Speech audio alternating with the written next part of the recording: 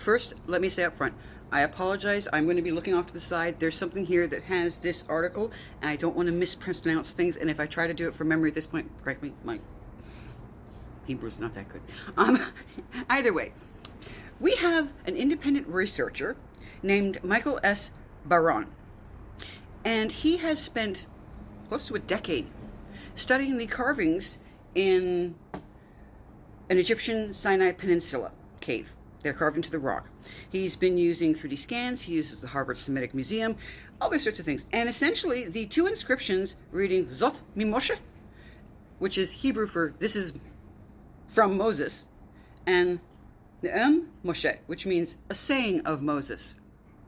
Now, you need to understand that Egypt is really, really emphatic about not allowing anything that proves that there was a Moses, that they had Hebrew slaves, because consistently over the last century or so, people who had been subject to that sort of thing have been allowed to come back for reparations.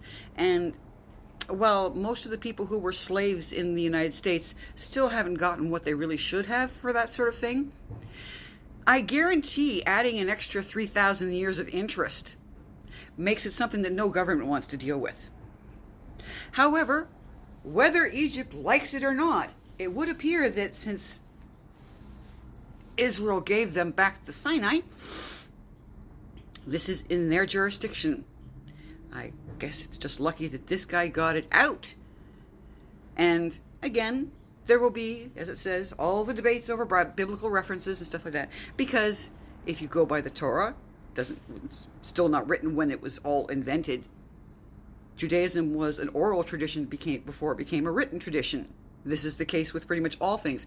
It's established that the plagiarized Holy Bible, which takes from the Torah, didn't happen until almost 200 years after, when the very commonly named Christ, Jesus, he was around. And then, of course, we got another 1,000 years, 1,300 years later, and Islam copies from the copy of Judeo-Christianity, and at which point, now everything, even though there are Hebrew expressions, parables in the Quran, they don't want to admit it. It's sort of like what the felon's doing right now. Everybody knows what he's doing is breaking the rules. Stealing from other cultures is considered generally a bad thing, but let's be honest.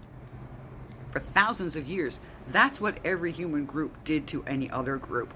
So for Jews to get upset about that one, I'm gonna... The Holocaust appropriation, yes, by all means.